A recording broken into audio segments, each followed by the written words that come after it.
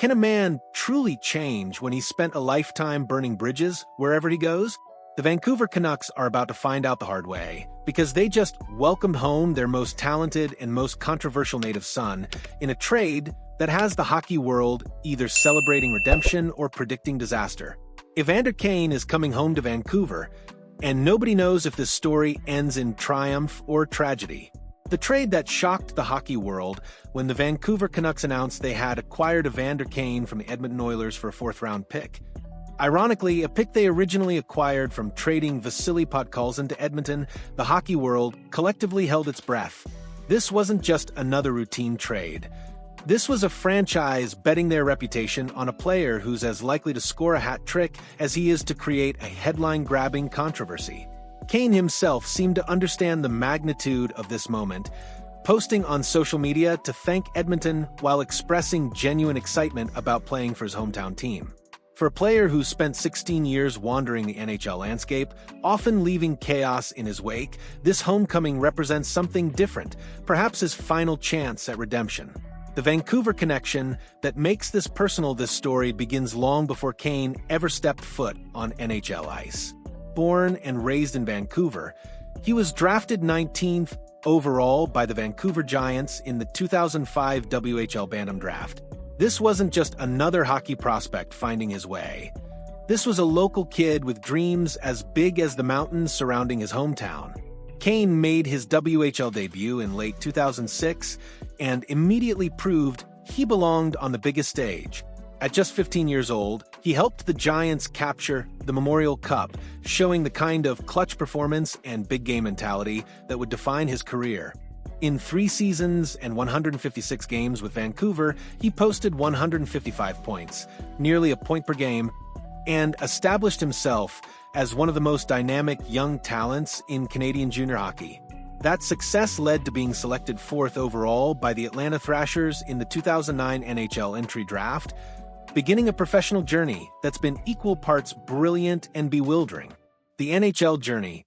Talent meets turbulence. Kane's 16-year NHL career reads like a cautionary tale wrapped inside a success story. The numbers are undeniably impressive. 930 regular season games, 326 goals, 291 assists, and 55 points in 97 playoff games across stints with Atlanta, Winnipeg, Buffalo, San Jose, and Edmonton. These aren't the statistics of a role player or a journeyman. These are the numbers of a legitimate NHL star. But statistics only tell part of Kane's story. Despite his obvious talent, he's never played a full 82-game season in his entire career. Injuries have been a constant companion, but they're not the only reason for his absences. Kane has been suspended multiple times for on-ice infractions, creating a pattern of behavior that's followed him from city to city. The most significant suspension came when he received 21 games for submitting a fake COVID-19 vaccine card to the league, a decision that not only cost him games, but seriously damaged his reputation around the NHL. It was the kind of inexplicable choice that left fans and teammates questioning his judgment and priorities.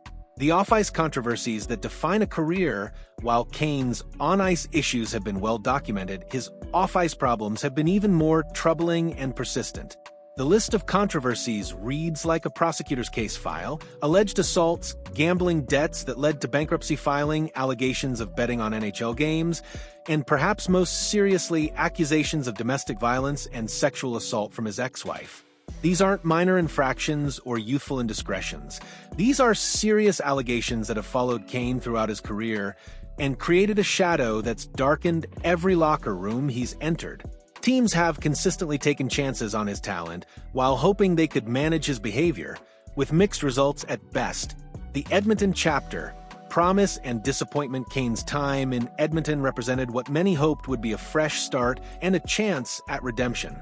Playing alongside Connor McDavid and Leon Draisaitl, he had the opportunity to be part of something special while contributing to a legitimate Stanley Cup contender. Initially, the partnership showed promise.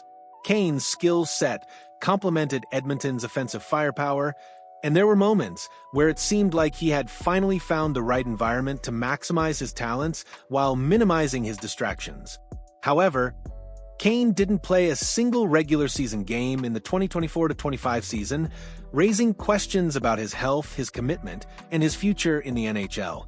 Whether due to injury, suspension, or other factors, his absence from Edmonton's lineup ultimately led to this trade back to Vancouver.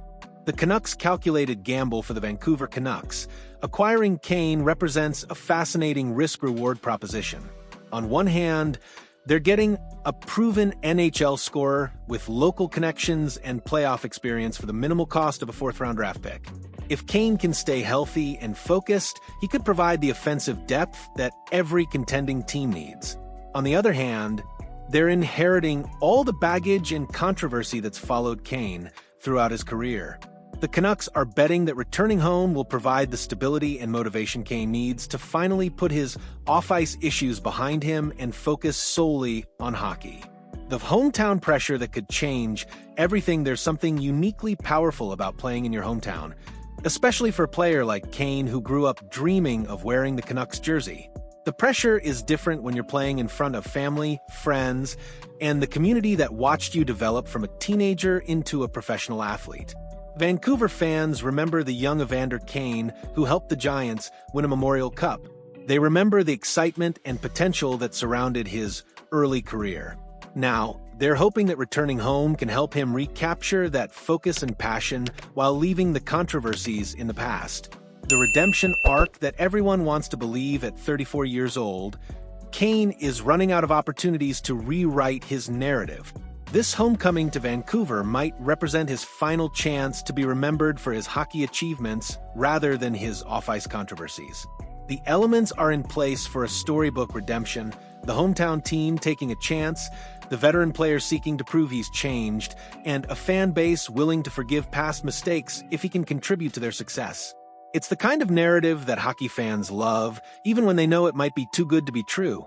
The questions that will define this experiment, the success or failure of this trade, will depend on answers to several critical questions. Can Kane stay healthy enough to contribute consistently? Has he learned from his past mistakes and developed the maturity needed to avoid future controversies? Will the pressure and expectations of playing at home motivate him or overwhelm him?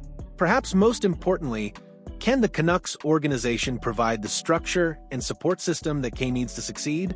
They're betting that their culture and leadership can help him maximize his remaining talent while minimizing the risk of disruption. The stakes for both player and franchise for Kane.